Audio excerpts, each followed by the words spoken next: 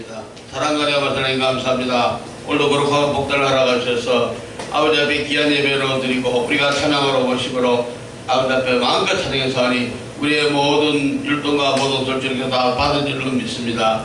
이 시간 이제 아버지 가장 부족하고 가장 어리석고 아무것도 알지 못한 자가 섰습니다.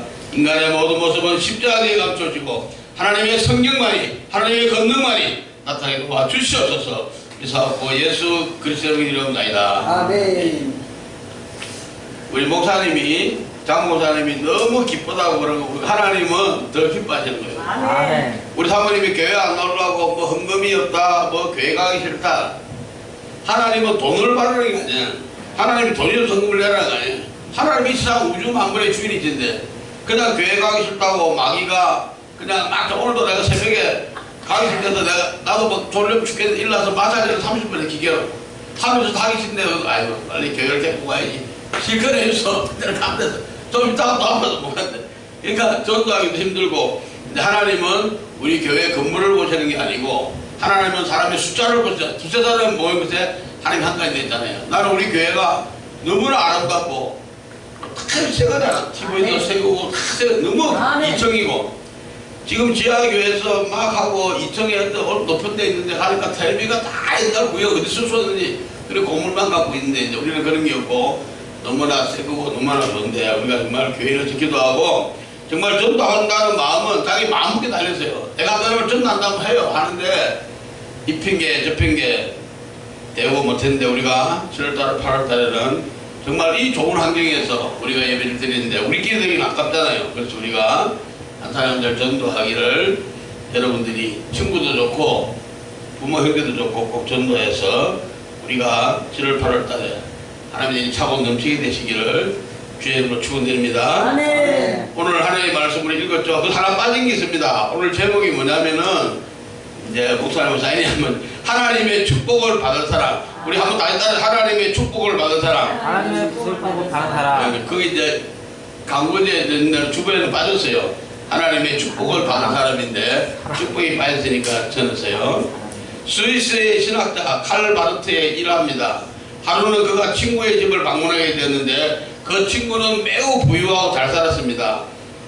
호사스러운 큰 저택은 물론이고 온통 골토품과 값비싼 가구로 가득 차 있었습니다. 화려한 필수품들이 벽을 메우고 정원은 정원사의 손길이 곳곳에 다 매우 아름답게 가꿔졌습니다. 향기로운 차를 건네받은 칼바르트는 잔을 들면서 친구에게 배있는 한마디를 던졌습니다. 이곳에는 한 가닥의 종말론도 남아있지 않구려. 이 집안에는 그로 하여금 종말을 생각나게 하는 것이 하나도 없다는 말이었습니다. 만일 당신이 이처럼 부족함이 없는 집에 산다면 그리스도의 재림을 기다리지 않을지도 모릅니다. 그렇다면 당신은 더는 미래에 대해 꿈과 환상이 없는 것입니다. 칼바르트가 제기하고자 하는 문제는 다음과 같은 것입니다. 지금 생활이 편하고 만족스러운 사람이 어떻게 예수 그리스도의 다시 오심을 할 수 있을까? 어떻게 지금과 다른 세상을 기대할 수 있습니까? 이 세상은 고급 자동차, 화려한 가구, 여행, 휴가, 돈, 쾌락을 인생의 전부처럼 생각하는 사람들로 가르치겠습니다. 바로 이런 세상 가운데서 예수님은 우리가 위의 것을 찾기 원하십니다. 주님의 다시 오심을 기다릴 뿐만 아니라 종말을 준비하며 살기 원하십니다. 오늘 하나님께서 인간을 축복하신 말씀은 오늘 우리가 말씀 읽은 창세기 1장 28절에서부터 이미 나타나셨죠. 신구약 말씀 안에서 32,500이나 되는 축복에 대한 말씀이 약속되어 있습니다. 우리가 성경 가운데 32,500이나 축복에 대한 말씀으로 가득 차 있습니다. 이 세상에서 복을 싫어하는 사람은 한 사람도 없습니다.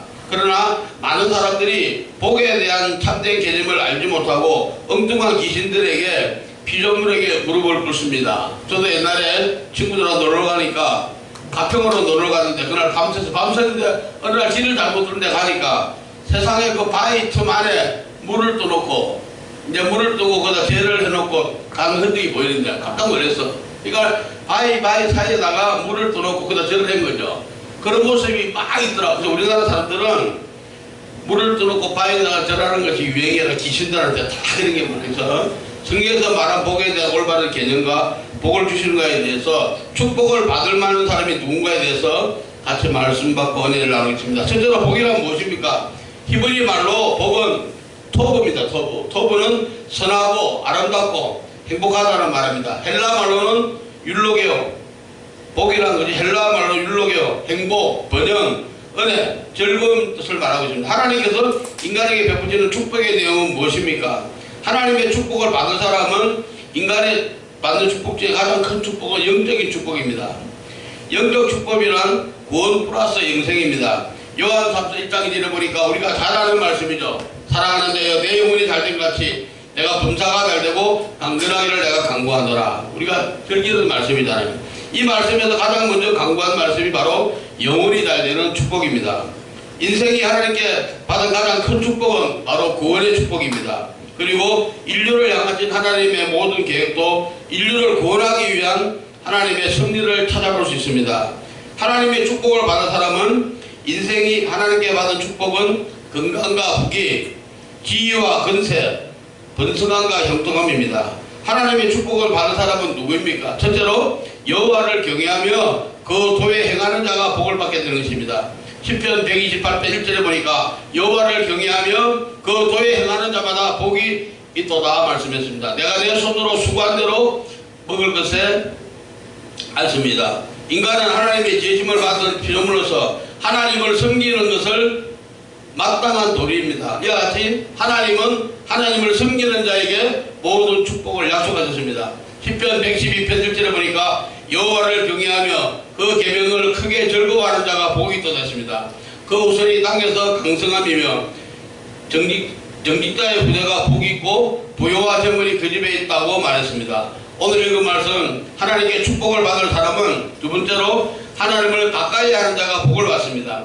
시편 73편 28절에 보니까 하나님을 가까이 하면 내게 복이라고 하였습니다.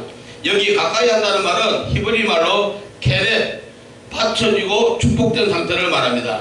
우리가 하나님을 가까이 한다는 말은 우리 자신이 하나님과 접촉되고 한데 높여 연결되어야 한다는 말입니다. 시편 16편 2절에 보니까 다윗은 하나님께 기도하기를 주는 나의 주시오니 주밖에 나의 복이 없다고 기도하였습니다. 하나님을 가까이 하는 자의 절대적인 것은 하나님의 보호와 축복을 약속하신 말씀입니다. 하나님께 축복을 받은 사람은 하나님을 의지하는 자가 복을 받게 되는 것입니다. 시편 2장 11절에 보니까 여호와를 의지하는 자는 다 복이 있다고 하였습니다. 여기 여호와를 의지한다는 말은 여호와께 피하고 도피한다는 뜻을 가지고 있습니다. 우리 인간은 어디인가 쫓고 쫓기며 역부족의 인생으로서 불안정된 생활을 하기 때문에 전능하신 하나님을 영원한 피난처로 삼고 그 하나님을 의지하고 그 하나님께 도피하여 사는 인생관이 가장 안정되고 축복된 자가 될 수 있습니다. 사랑하는 성도 여러분들도 여호와를 경외하며 그를 가까이 하고 의지하며 그의 이름의 영광을 위하여 살아감으로써 만민들 중에서 가장 축복된 자가 되시기를 주의 이름으로 축원드립니다. 아멘. 기도하겠습니다. 사랑과